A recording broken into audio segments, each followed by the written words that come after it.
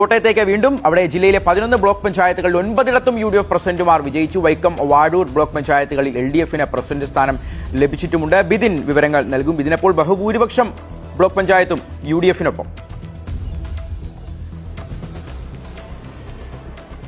ആകെ 11 ബ്ലോക്ക് പഞ്ചായത്താണ് കോട്ടയത്തുള്ളത്. അതിൽ 9 UDF വലിയ ഭൂരിപക്ഷത്തിൽ പ്രസിഡന്റ് സ്ഥാനത്തേക്ക് എത്തിയിരിക്കുന്നു.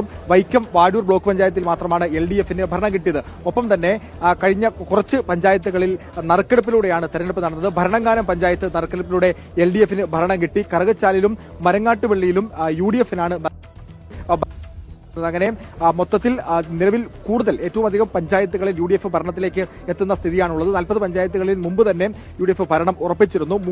മൂന്നിലവ് പഞ്ചായത്തിലൊരു ആശങ്ക ഇതുമായി ബന്ധപ്പെട്ട് ഉണ്ടായിരുന്നു. കരൂർ പഞ്ചായത്തിൽ ഒരു അട്ടിമറി നടന്നത് UDF സ്വതന്ത്രനെ LDF സ്ഥാനാർത്ഥിയാക്കി LDF കരൂർ പഞ്ചായത്തിൽ ഭരണം പിടിച്ചിരിക്കുന്ന സ്ഥിതിയാണുള്ളത്. കോട്ടയം ജില്ലാ പഞ്ചായത്തിൽ വ്യക്തമായ ഭൂരിപക്ഷം കോൺഗ്രസിന് തന്നെ ഒറ്റയ്ക്ക് ഭൂരിപക്ഷം ഉണ്ടായിരുന്നു. 16 അംഗങ്ങളുടെ ഭൂരിപക്ഷത്തിൽ UDF-ലെ Joshi Philip, KP general secretary Joshi Philip ജില്ലാ പഞ്ചായത്തിന്റെ പ്രസിഡന്റായിരിക്കുകയാണ്. മുമ്പ് ജില്ലാ പഞ്ചായത്തിന്റെ പ്രസിഡന്റായി ഒരിക്കൽ ഇരുന്ന ആളാണ്. മുമ്പ് കോട്ടയത്തെ ജില്ലാ കോൺഗ്രസ് കമ്മിറ്റിയുടെ പ്രസിഡന്റായിരുന്നു ജോഷി ഫിലിപ്പ്. 7 വോട്ടുകളാണ് LDF-ന് ജില്ലാ പഞ്ചായത്തിൽ കിട്ടിയത്. അങ്ങനെ ബഹുഭൂരിപക്ഷം ഇടങ്ങളിലും UDF മുന്നേറ്റം ഉണ്ടാക്കുന്ന സ്ഥിതിയാണ്. നറുക്കെടുപ്പിലൂടെ 2 പഞ്ചായത്തുകളിൽ UDF ജയിക്കാൻ കഴിഞ്ഞു എന്നുള്ളതും പ്രത്യേകതയാണ്.